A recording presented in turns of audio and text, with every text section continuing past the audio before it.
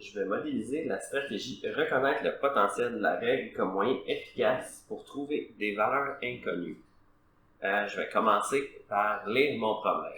La compagnie peinture.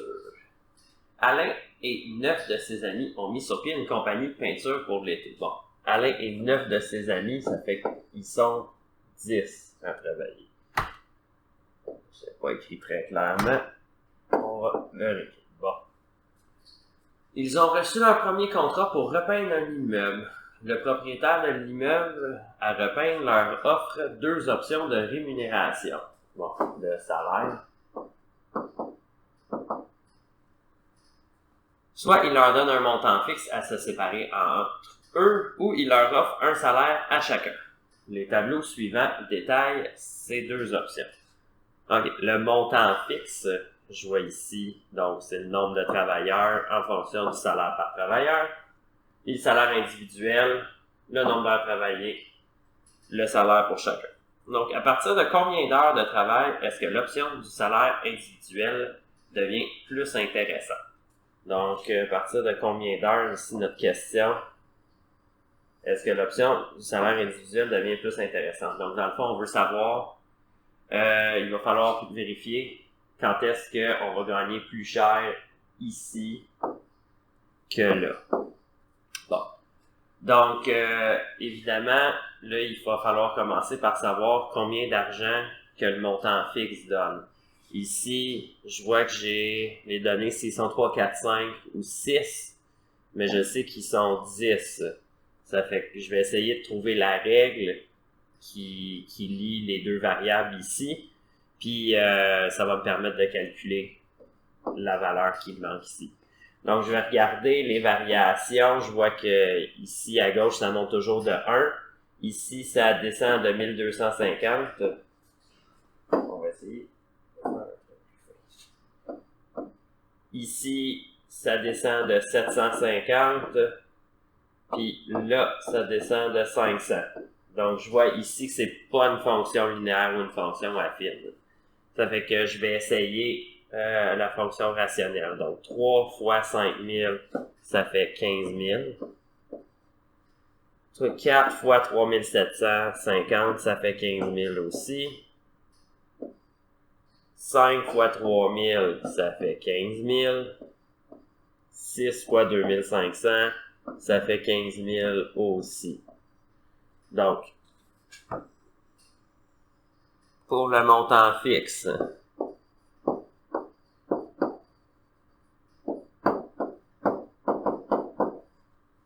j'ai donc que, là justement, on a toujours trouvé 15 000, ça fait que ça c'est notre cas.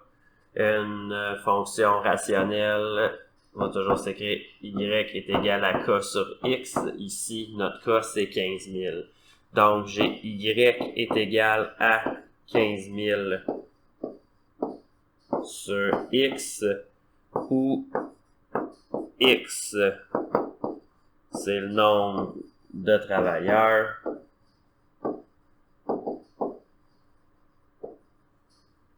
et y c'est le salaire de chacun en dollars. Donc, j'avais dit au départ qu'il était 10, donc on va pouvoir utiliser notre modèle algébrique avec x qui vaut 10. Donc, y c'est égal à 15 000 sur 10. Donc, y c'est égal à 1500. Autrement dit, avec cette option-là, chaque travailleur va gagner 1500 $. Il s'agit maintenant de trouver le nombre d'heures auquel ça correspond ça. Donc, ici, j'ai encore un tableau. Donc, j'ai une valeur inconnue. Je le sais que j'ai besoin d'un salaire de 1500 $. Je ne sais pas si ça correspond à combien d'heures travaillées. Donc, je vais aller chercher le modèle algébrique, l'équation algébrique qui va permettre de lier les 2 variables ici. Donc, si je regarde ici, La valeur là, elle a augmenté de 5. La valeur là augmente, pour passer de 325 à 400, elle augmente de 75. Donc là, je vais vérifier. Comme c'est pas juste 1, 75 divisé en 5, ça me donne 15. On va vérifier si c'est constant.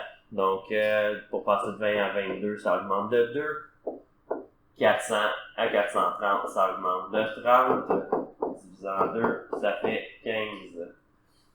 De 22 à 28, ça augmente de 6. De 430 à 520, ça augmente de 90. Divisé en 6, ça donne 15 aussi. Donc, ça c'est constant. Donc, je sais que c'est une fonction du premier degré, c'est-à-dire une fonction linéaire ou affine. Puis, comme la variation d'un côté divisé par la variation de l'autre, ça me donne toujours la même chose. On le sait aussi, ça c'est notre taux de variation, notre A. Donc là, il va rester à calculer l'équation. Donc, là, c'est pour le salaire individuel.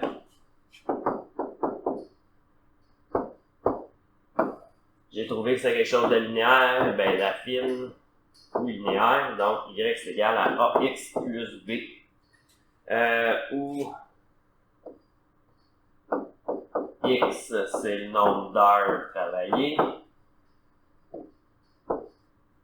et y c'est le salaire en dollars.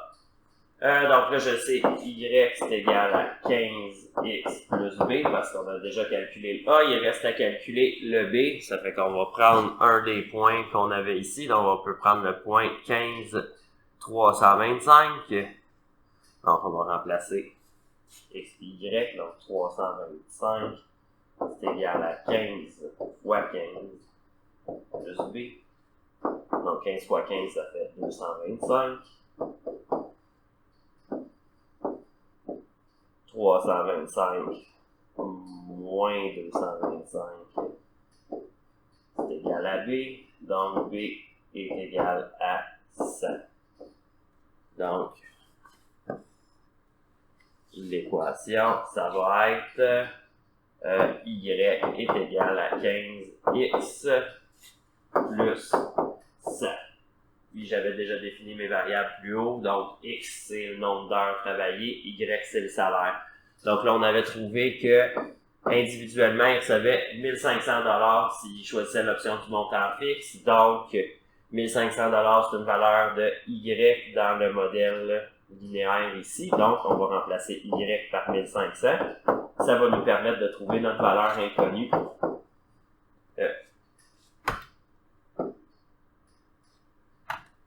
Plus 100. Donc, ben là, il s'agit juste de faire de l'algèbre. 1500 moins 100, c'est égal à 15x. Donc, 15. Pardon.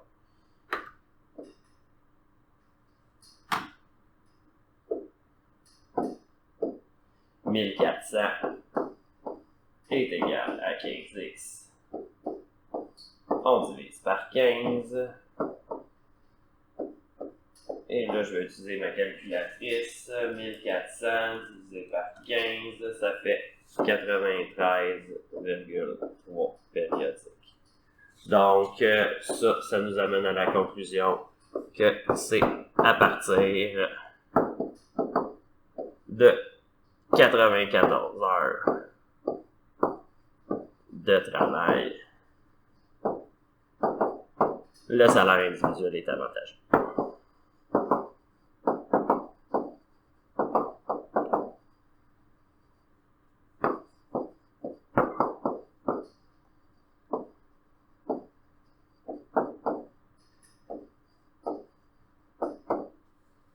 Donc, c'est comme ça que je peux reconnaître le potentiel de la règle comme moyen efficace pour trouver des valeurs inconnues, puis me servir de la règle pour trouver les valeurs inconnues.